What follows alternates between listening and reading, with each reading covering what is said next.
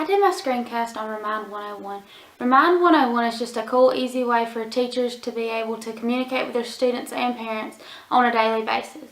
It's usually used by teachers or coaches to just update parents and students on events that may be occurring, homework, or time changes with practice, or so on. It's easily used by all teachers. Anyone can use it, and it is a free application for everyone. Alright, welcome to Remind 101. This is a screencast for it. We are going to go ahead and get started. So, the first thing I want you to do, you'll need to do is click on this blue tab, Get Started.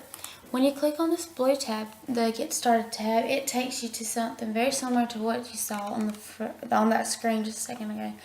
You're going to go ahead and sign up. Now, I've already created one, but I'm going to create a new one. Just so you can see everything that I see as we go through it. So let me just go ahead and get this done. Okay. And then click sign up once you have your name, email, address, and password. And this takes you straight to the Get Started by adding a class. My class that I want to add is Bears 1. And then you click add. So you can choose your class name, it doesn't matter. Then it wants you to subscribe to it. This is step 2. It gives you a number to text, and you need to do this right now. Go ahead and text this number and text this message. Make sure you use the @ sign. If you do not use the @ sign symbol, then it's not going to work. And at the bottom it says waiting for your message. So I'm just going to go ahead right now and go ahead and text this number. And once you text that number, it hits send. Then once the Remind 101 receives that message, it takes you to step 3. And it will send back a message to you. So the next thing you do is just, you can send the same sample message that they're wanting you to send. And you will receive this message on your device too. So I'm just going to, you can change the message if you want to, but I'm not. I'm going to go ahead and hit send. And it says, yes, it's a little late, but we're going to send it anyways. Okay? Once you've done that, you will receive a message on your device, but this is the home screen that it takes you to. And on your home screen, in the top left-hand corner, you have this Remind 101.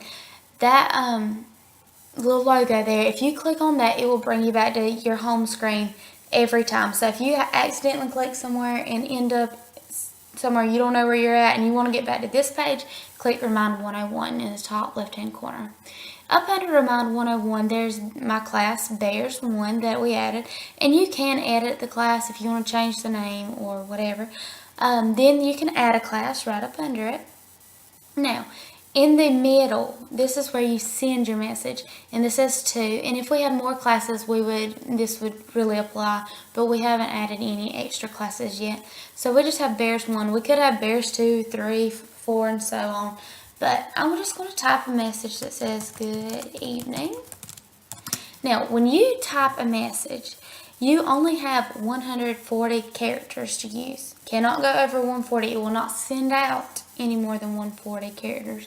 You can go ahead and send a message now. Or if you're like me and you think, okay, I'm not going to be at my computer and it's just easier to use my computer than my cell phone because there is an app for your cell phone to do this. But you want to send a message out, just say at 5:30 in the afternoon, but you know you're not going to be sitting at your computer to send that message at 5:30. You can schedule a message for later. So you can go ahead and type your message and then click right here where it says schedule for later in the blue. You just scroll down and let's say we want to do November 5th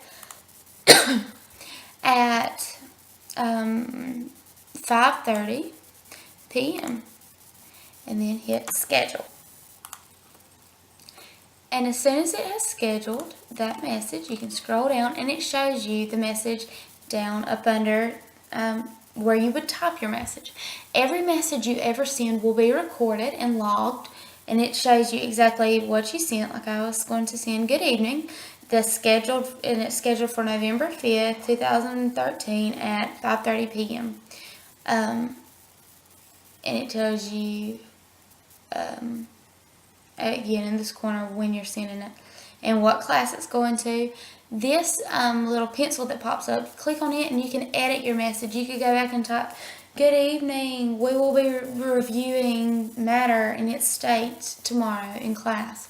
Or you can delete the message altogether. So if it's not sent out, you can delete it. Alright. If you scroll up to the top, on the right hand side, you have your name. And if you just click there, there's a drop down menu and it goes to your account. And you can go in and you can change your name, your email address. You can delete your account here on the My Account. You can invite colleagues to join Remind101. My widgets help talk to us, and then sign out. You want to make sure you sign out every time you get off the computer, just in case someone happens to go behind you and is able to send out a message to your parents and students or whoever has subscribed to your Remind101. That would not be good. If you want to invite students and parents, this is what you would click on the right hand side where it says invite students and parents. This is exactly the same thing that you saw whenever you started with Remind101. The same number to text and then the message to text. Please remind your students and parents that you have to use that @ symbol or it will not work. And the best thing about this is you can just print it. You can just click and print, and then go make your copies and hand them out to your parents and your students. So the blue printer up top will print this image for you. Up under the invite students and parents, there's your class code and your number, and that will always show up there just as a quick reminder for you if you needed to find that. And then up under here is your subscribers. Your subscribers, like on here, is only me for this class. But if I were to pull up my actual class that I use for my students, I have over 200 subscribers with parents and students.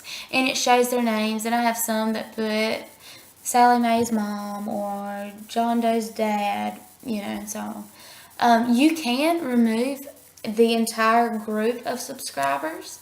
That's what I do at the end of the school year. I just remove all of them because I don't want the students that have left me getting the messages for the following year. So, that is about it for Remind101. It is very user friendly, very simple. It tracks all your messages that you send to parents, and it really is a great tool for contacting parents and keeping them up to date with events going on at school, homework, tests, practice dates, anything.